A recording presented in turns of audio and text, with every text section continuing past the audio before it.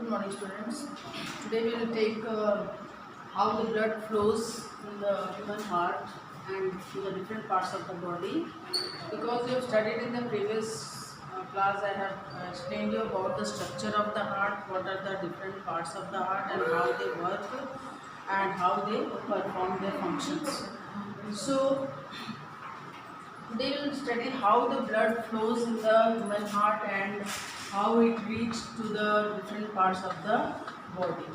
So the first one is we all know that the deoxygenated blood. Deoxygenated blood means which does not have oxygen, or we can say it has carbon dioxide. So it goes to different parts of the body, and from different parts of the body, first of all it goes to the right auricle, and this distribution of the blood from the different parts of the body to the right auricle, it takes place by the superior and inferior vena cava. So this is the first step, how the blood flows. And in second, this blood which are now deoxygenated blood which is now sent from different parts of the body to the right auricle, it is now sent to the right ventricle of the heart, and from right ventricle it goes to the lungs. Lungs it goes means there the purification of the blood takes place, means it carries oxygen, and from the lungs the blood is oxygenated and then it is sent to the heart through the pulmonary veins, and from the heart it is again sent to the left auricle. So and from the left auricle the blood which is deoxygenated, that is which contain carbon dioxide, again from the left auricle it goes to the right ventricle, and after the oxygenation or the oxygenated blood which is sent from the lungs to the heart, again it goes to from heart it goes to all parts of the body through the aorta. So this is the all functioning of the how the blood flows in the human heart, oxygenated as well as deoxygenated.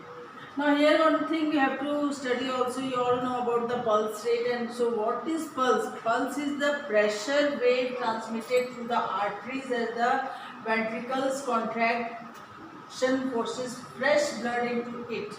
Means the when the blood flows, then there is a pressure is created in the right auricle as well as in the right ventricle. So this pressure wave is transmitted is from the heart when the blood is sent out. So the heart contracts, and whenever the from different parts of the body, again when it comes to the heart, then the heart relaxes that time. So here the contraction and relaxation takes place between the by the flow of the blood, either by the entry of the blood or by the exit of the blood. So this pressure wave which transmitted to the arteries as the ventricular contraction force forces the fresh blood to enter into it. This pressure is called the pulse, and it can be measured, or it can be felt by pressing the index finger and the third finger of the wrist below the base of the thumb. So doctors especially they press the thumb below the thumb, and by this they can understand what is the pulse rate of that particular person or the patient who has come. Now here another thing we have to study about the heartbeat. Heartbeat, you all know that the blood flows from heart to different parts of the body, and from different parts of the body again back to the heart. So what happens when the heart flows from when the blood flows from heart to different parts of the body, then there is a contraction phase, means the heart contracts that time. And when the blood is flowed from different parts of the body back to the heart, then the heart relaxes. Means the now heart is filled with the blood, so there is a relaxation process. So this contraction and relaxation due to the entry and exit of the blood, this is only called the heartbeat. And in a normal person the average heartbeat is about 72 times per minute, and it can be only increased or decreased by the physical activity, especially the heartbeat increases or due to any kind of fear or tension, the heartbeat can increase. And heartbeat can be measured by an instrument that is called stethoscope. So stethoscope is specially an instrument which is used to measure the heartbeat. So normal heartbeat of a person is 72 times per minute. Now this only heartbeat, and whenever the stethoscope is used by the doctors to measure the heartbeat, then the lumped up sound is produced that time, and this lumped up sound is due to the ventricle. When the blood flows from the ventricle and it is moved out, and then again the blood sent. Because of this, there is the lumped up sound which is created in the ventricles, and that is only called we can hear from the stethoscope. Now the blood pressure is the pressure through which the blood either come out from the heart to go to different parts of the body, or from different parts of the body comes back to the heart. So by which pressure, or the pressure which is exerted by the blood on the walls of the arteries is called blood pressure. So you all know that when the blood comes from heart to different parts of the body, then that time the pressure is more than the blood which is reached from different parts of the body back to the heart.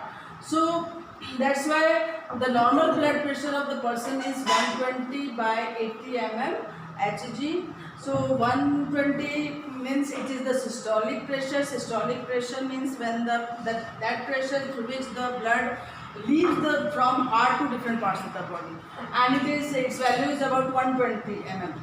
Mm means millimeter mercury. Hg means mercury.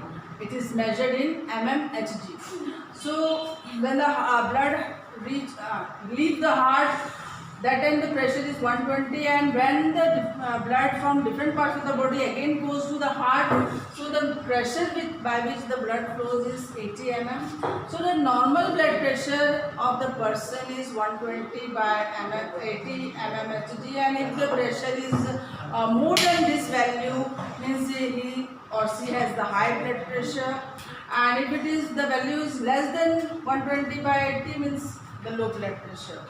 And this is only called the contraction and relaxation of the heart. And contraction phase, as I told you, 120 mm, and relaxation phase is 80 mm Hg. So these together form the blood pressure by which the blood flows from heart to different parts of the body, or it goes from different parts of the body back to the heart. So this value, and in the tomorrow's class I will explain you about the different physical activities that we have to do for making our heart in a normal condition. Thank you.